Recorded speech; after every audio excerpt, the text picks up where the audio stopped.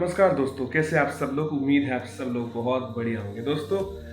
और एक नया व्लॉग और एक नई जर्नी। दरअसल आज का ये व्लॉग कोई जर्नी नहीं है। मैं पिछले ही दिनों पटना गया था, बिहार की राजधानी पटना। और पटना में मेरे पास 5-6 घंटों का वक्त था और उसी दौरान मैंने सोचा कि क्या मैं कुछ कर सकता हूँ, क्या दिखा सकता हूँ, क्या देख सकता हूँ। तो मैंने गूगल किया तो गूगल ने मुझे रैंडमली सजेस्ट किया कि आपको बुद्धा स्मृति पार्क, जो कि स्टेशन के बिल्कुल करीब है, वहाँ जाना चाहिए। और दूसरी जो उन्होंने सजेशन भेजी मुझे कि बापू टावर आपको जाना चाहिए। तो मैंने गूगल को फॉलो किया और मैं इन दोनों ही जगह पे गया। और मेरा एक्सपीरियंस क्या रहा इस पूरे ब्लॉग में मैं आपको बताऊंगा।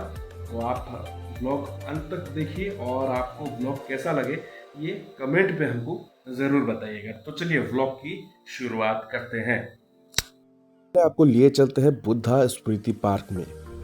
बुद्धा स्मृति पार्क जिस तरह नाम से ही पता लग रहा है कि ये भगवान बुद्ध के नाम पर बना एक पार्क है।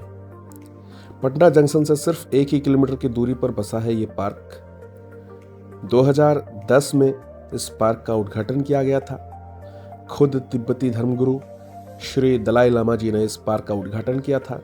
बताया यह जाता है कि बुद्ध भगवान की 2594 जो जयंती थी, उनकी जन्म जयंती, उसी दौरान इस पार्क का उद्घाटन किया गया था। इस पार्क में एक म्यूज़ियम है, एक प्रार्थना गृह है और एक पूरा जो आप देख सकते हैं चारों तरफ एक हरियाली का वातावरण यहाँ है और बिल्कुल शहर के बीचों बीच। आपको बता दें कि इस पार्क में एंट्री के लिए आपको 20 रुपये का टिकट लेना होगा और अगर आप म्यूज़ियम के अंदर जाना चाहते हैं तो उसके लिए अलग से 10 रुपये का टिकट आपको लेना होता है। तो लोग यहाँ पहुँचते हैं। बिल्कुल शहर के बीचों बीच बसा ये पार्क वाकई में काफ़ी खूबसूरत है। आपको इस पार्क में पहुँचकर काफ़ी शांति का महसूस होगा, क्योंकि भागदौड़ वाली ज़िंदगी से अगर आप कुछ समय बिल्कुल शांत चाहते हैं, कुछ ग्रीनरी आप चाहते हैं, तो ये पार्क आपके लिए बहुत सही रहेगा। और देश के अलग अलग जगहों से यहाँ लोग पहुँचते हैं। जो कोई भी पटना कुछ समय के लिए पहुँचता है या फिर उनको रहना होता है तो वो इस पार्क में ज़रूर आते हैं। आप देख सकते हैं कि किस तरह का माहौल रहता है पार्क में। चारों तरफ ग्रीनरी और काफ़ी खूबसूरत बनाया गया है। और इसी पार्क से आप बैठकर इस तरह हवाई जो जहाज़ है उनका भी आप लुत्फ़ उठा सकते हैं, देख सकते हैं। उनका लैंडिंग और टेक ऑफ यहाँ से आपको बहुत अच्छी तरह दिख जाएगा, क्योंकि एयरपोर्ट बिल्कुल पास ही में है। पटना का जो एयरपोर्ट है वो शहर के बीचों बीच ही बसा हुआ है और एयरपोर्ट बिल्कुल पास ही है। तो इस तरह से आपको अक्सर फ़्लाइट्स टेक ऑफ और लैंडिंग करते हुए दिख जाएंगे। तो शाम का ये माहौल देखिए, काफ़ी खूबसूरत सा माहौल रहता है। और शाम के वक्त एक साउंड एंड लाइट शो का भी आयोजन किया जाता है। और हम भी यहाँ पहुँचे थे। अपना जो समय हमने यहाँ बिताया, तो आप 20 रुपये का टिकट है यहाँ आप लेकर हम दाखिल हुए थे। और इस तरह लगातार जो हवाई जहाज़ है, ये इंडिगो का एक विमान है जो टेक ऑफ कर रहा था। और काफ़ी अच्छा लगता है यह इस पार्क में बैठकर समय गुजारने में। कपल्स को भी हमने देखा, कई सारे कपल्स जो है वो यहाँ अपना टाइम स्पेंड कर रहे थे। कई सारे फैमिली के लोग भी यहाँ थे, वो भी यहाँ बैठे हुए थे और अपना टाइम एंजॉय कर रहे थे। और इस तरह से पार्क में आकर आप एक शांति का एक माहौल बना रहता है और काफ़ी अच्छा लगता है। ये पार्क बिल्कुल शहर के बीचों बीच बसा हुआ है ये। और जिस तरह से हमने बताया कि शाम के 4:30 बजे से यहाँ एक साउंड एंड लाइट शो का भी आयोजन किया जाता है। आपको उसका दृश्य दिखाते हैं, देखिए किस तरह से इस पूरे चीज़ का आयोजन किया जाता है यहाँ। और लोग यहाँ शहर के कई इलाकों से पहुँचते हैं। सिर्फ यह लोकल लोग ही नहीं, बल्कि जो देश के अलग अलग जगहों से आते हैं, आसपास के राज्यों से आते हैं, जो पटना कई काम से आते हैं, तो वो शाम को यहाँ पहुँचते हैं और इस साउंड एंड लाइट शो का वो आनंद लेते हैं। चलिए आप भी देखिए किस तरह का रहता है ये पूरा शो।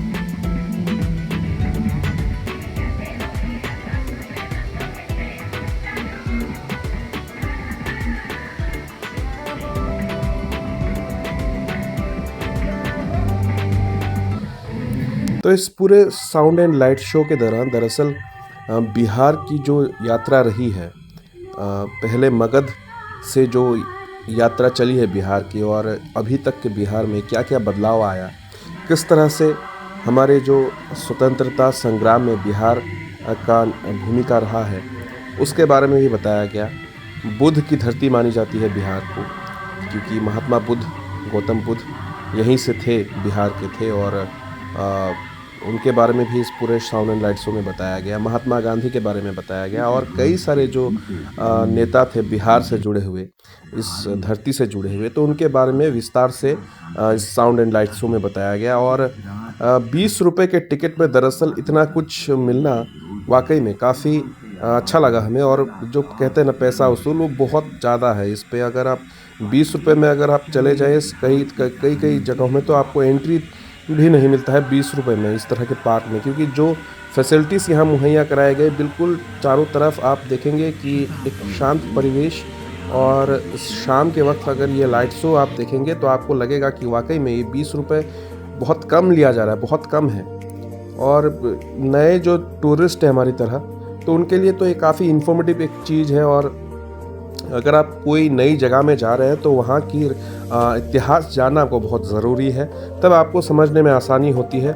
और मैं समझता हूँ कि ये काफ़ी सराहनीय एक कदम उठाया गया है बिहार सरकार की तरफ से, और जिस तरह से इस पार्क को मेंटेन किया गया है वो काफ़ी सराहनीय है। और अच्छा लगा हमें इस पूरे पार्क में भ्रमण कर और ख़ासकर ये साउंड एंड लाइट शो वाकई में काफ़ी बहुत ही खूबसूरत था और इन्फॉर्मेटिव था।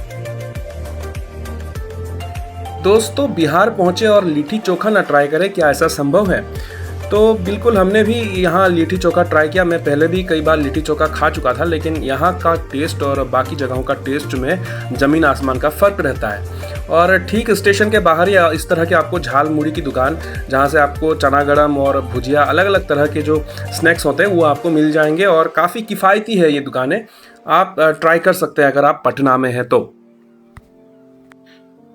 दोस्तों, अक्सर बाहर से जो लोग हैं, यानी कि देश के अलग अलग जगहों से जो लोग हैं, वो आम तौर पर सोचते हैं कि बिहार की राजधानी पटना बिल्कुल पुराने ज़माने की है या फिर सड़कों का हाल बेहाल है। तो अगर आप रियलिटी में अगर पहुंचेंगे वहां, तो आपको ये तस्वीर आपके सामने मिलेगी, क्योंकि पटना में भी अभी जो हाल फिलहाल में कंस्ट्रक्शन हुए, जो हाल फिलहाल में जो बदलाव किया गया है, वो आपके आंखों के सामने देखने को मिलेगा। क्योंकि यहाँ पटना पर भी अब मेट्रो का काम चल रहा है, पटना पर भी मेट्रो का ट्रेन दौड़ेगी, और साथ ही यहाँ पर फ्लाईओवर्स का भी हमने जाल देखा। चारों तरफ से फ्लाईओवर से अलग जगहों को कनेक्ट किया गया है, और रास्तों की अगर हम बात करें तो साफ़ सफाई भी हमें ठीक ठाक देखने को मिली। हाँ, यहाँ पर एक चीज़ हमें ये देखने को मिली कि लोग काफ़ी हॉन्किंग करते हैं, हॉर्न बहुत बजाते हैं। तो अगर इस चीज़ से अगर लोगों को निजात दिला सके यहाँ की सरकार और प्रशासन, तो बहुत अच्छा रहेगा। साथ ही आपको ये भी बता दूं कि जगह जगह हमें ट्रैफिक पुलिस की तैनातगी भी हमें नज़र आई, और लोग भी काफ़ी अवेयर हैं।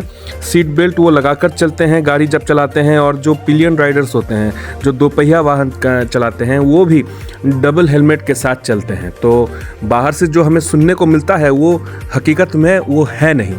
दोस्तों, अगर आप पटना में हैं और आपके हाथ में कम से कम 2-3 घंटों का वक्त है, तो आपको जाना चाहिए बापू टावर।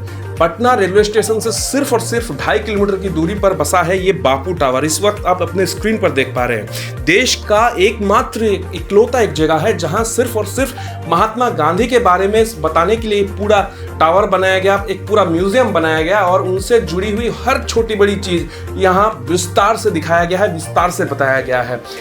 तो यह बिहार सरकार ने यह जो म्यूजियम है, दरअसल एक म्यूजियम ही कहूँगा मैं इसे, इस पूरे म्यूजियम को दरअसल 2024 के अक्टूबर महीने में आम जनता के लिए खोल दिया है। और यहाँ लोग अक्सर आते हैं, और बापूजी के बारे में अगर आपको जानना है, उनके जीवन के बारे में जानना है, तो इससे बेहतरीन जगह पूरे देश में कहीं नहीं है।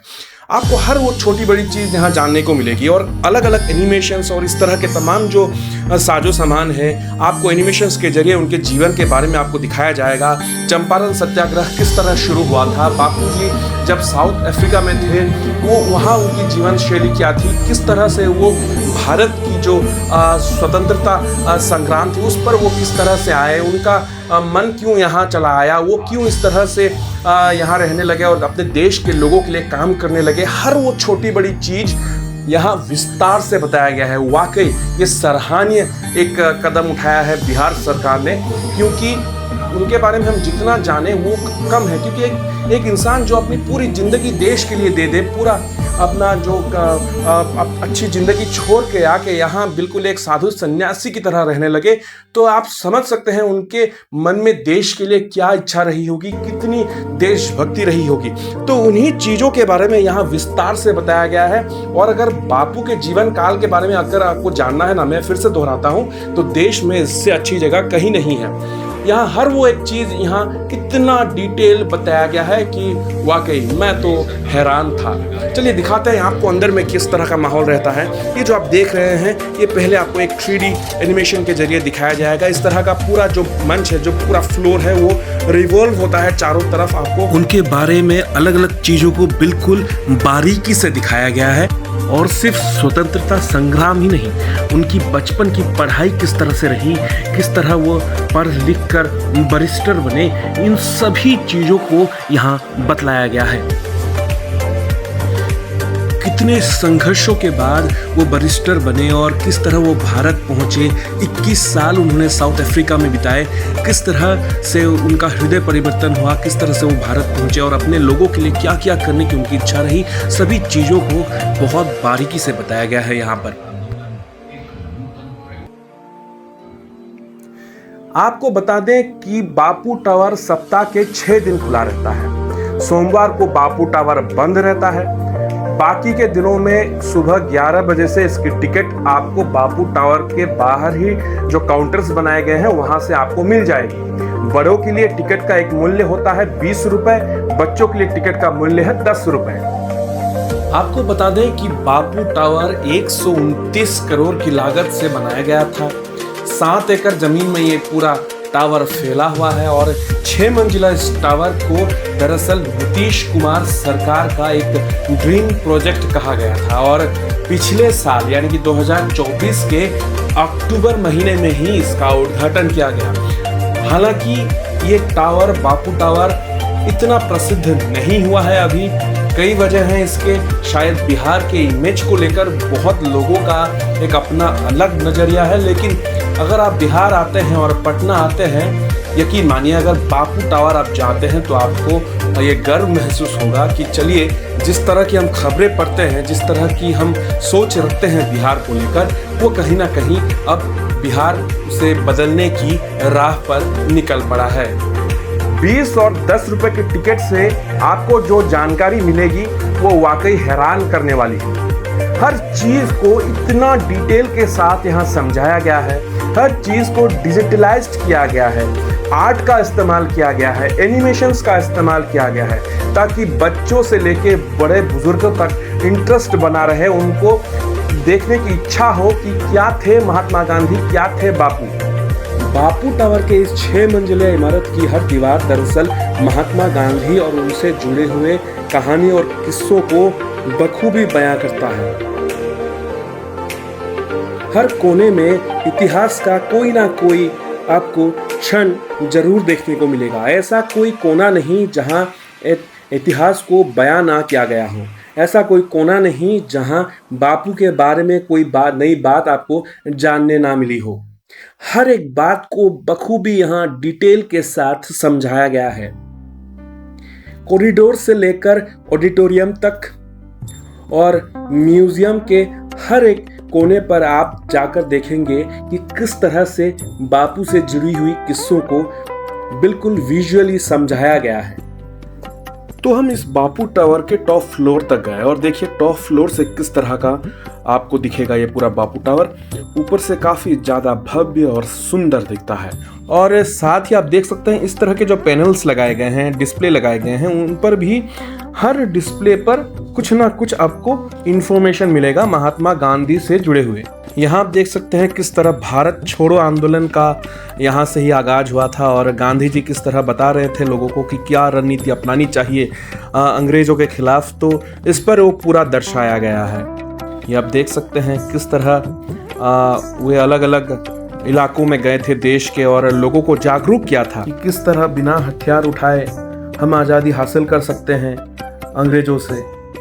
और तमाम जो वो उस दौरान रही होगी उनकी जो योजनाएं और उन्होंने जो प्लानिंग कर रखी थी, उन सभी चीज़ों पर यहाँ रोशनी डाली गई है। और दोस्तों, अगर आप किसी काम से पटना गए हुए हैं तो समय निकालकर कम से कम 2 घंटों के लिए आपको यहाँ ज़रूर आना चाहिए।